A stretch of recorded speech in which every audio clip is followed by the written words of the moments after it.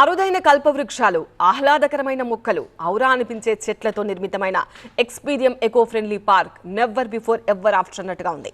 CM Revanth megastar Chiranjeevi చేతుల మీదుగా ప్రారంభమైన పార్క్ మరో ప్రపంచానికి తీసుకువెళ్తోంది.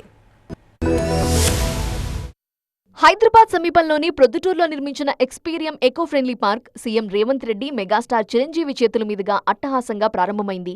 వందల ఏళ్లనాటి చెట్లు, కళ్లకు ఆహ్లాదంగా కనిపించే మొక్కలు, బాహుబలి లాంటి బడా వృక్షాలతో అందర్నీ ఆకట్టుకుంటోంది.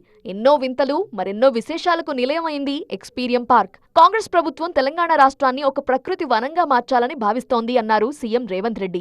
వనజీవి రామయ్య లాంటి వారిని ప్రతి ఒక్కరూ ఆదర్శంగా తీసుకుంటే రాష్ట్రం పచ్చగా ఉంటుంది అన్నారు. పార్క్ ను అద్భుతంగా అభివృద్ధి చేసిన ఎక్స్పీరియం చైర్మన్ రామ్దేవ్ ను ప్రశంసలతో ముంచెత్తారు చిరంజీవి. ప్రపంచ దేశాలు తెలంగాణ వైపు చూసేలా తీర్చిదిద్దారు అని కొనియాడారు.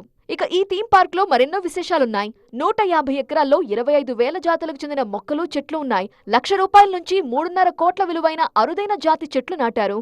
5 లక్షల రూపాయల నుండి ₹1 కోటి విలువైన రకరకాల రాళ్లు, శిల్పాలు తీసుకొచ్చి పెట్టారు. వీటికి తోడు కాటేజ్లు, రెస్టారెంట్లు, గేమ్స్, LED థియేటర్తో పాటు మరెన్నో విశేషాలున్నాయి.